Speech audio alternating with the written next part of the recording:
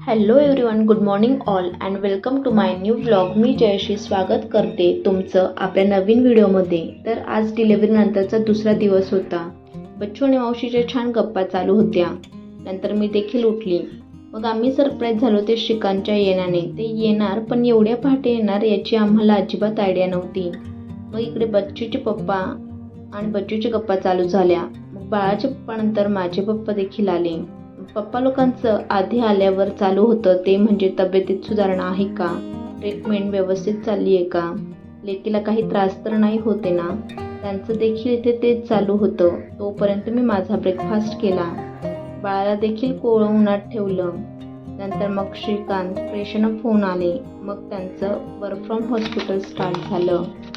नंतर मग मी थोडा आराम केला. तोपर्यंत इकडे बच्चू छान झोपला होता.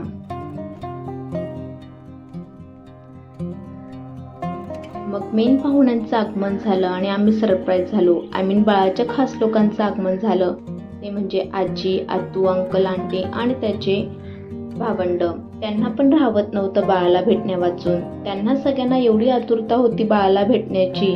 आल्यानंतर तर मला कोणी विचारलं पण नव्हतं. सगळे बाळालाच विचारत होते. असंच असतं, घरात कोणी चिमुकल्याचं आगमन झालं तर सगळं घर त्याच्या भोवतीच फिरत असतं.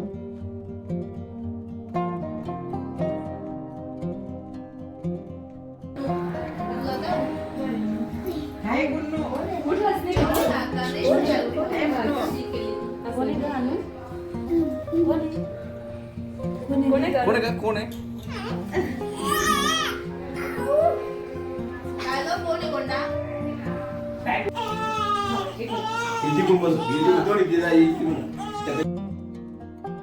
हॉस्पिटलमध्ये असून देखील मला घरी असल्याची फिलिंग येत होती. मी माझे पेन विसरून खूप रमली होती. मग बराच वेळ गप्पा केल्यानंतर आम्हाला टाटा बाय बाय करून ते माझ्या घरी मीन्स माहेरी गेले.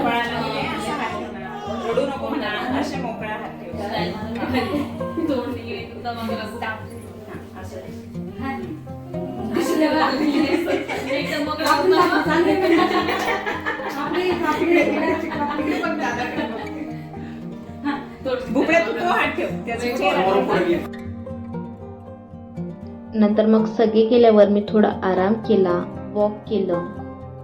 असं म्हणतात ना, घरात दुसरं बाळ आल्यावर सगळ्यात लवकर चेंजेस होतात, मॅच्युरिटी येते, ती म्हणजे घरातलं पहिलं बाळ. तसंच माझं बाळ श्रीजयचं चालू होतं. मला त्याच्यासाठी खूप वाईट वाटत होतं, पण त्याच्याजवळ सगळे असल्याने मला टेन्शन नव्हतं.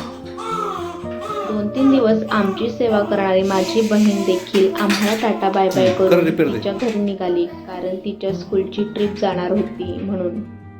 आम्ही आमच्या मावशीला खूप मिस करणार होतो.